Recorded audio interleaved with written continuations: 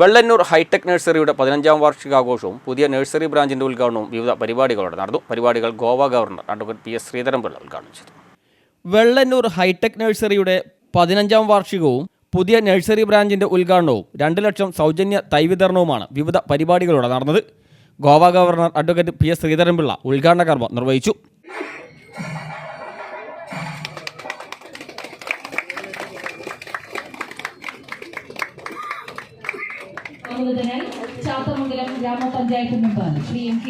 ലക്ഷദ്വീപ് ഉൾപ്പെടെയുള്ള വിവിധ പ്രദേശങ്ങളിലേക്ക് തൈകൾ കയറ്റി അയക്കുന്ന ഹൈടെക് നഴ്സറിയുടെ പ്രവർത്തനങ്ങൾ മാതൃകാപരമാണെന്ന് അദ്ദേഹം പറഞ്ഞു.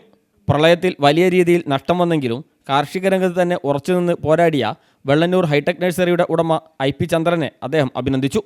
അതിജീവനത്തിലൂടെ നാടിൻ്റെ പേരും പെരുമയും ഉന്നതങ്ങളിലെത്തിക്കാൻ ചന്ദ്രന് സാധിച്ചുവെന്നും അദ്ദേഹം കൂട്ടിച്ചേർത്തു.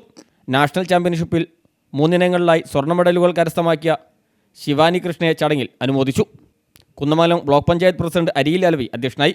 ഗ്രാമപഞ്ചായത്ത് അംഗം Vidyut Latha, ward member Vishan Vellalassery, Narayanan Namboothiri, T Chakrayudhan തുടങ്ങിയവർ സംസാരിച്ചു. ചടങ്ങിനെത്തിയവർക്ക് പച്ചക്കറി തൈകളും വിതരണം ചെയ്തു. 2 ലക്ഷം പച്ചക്കറി തൈകൾ വിതരണം വാർഡ് മെമ്പർ MK അജീഷ് ഏറ്റുവാങ്ങി. News bureau, Mavoor.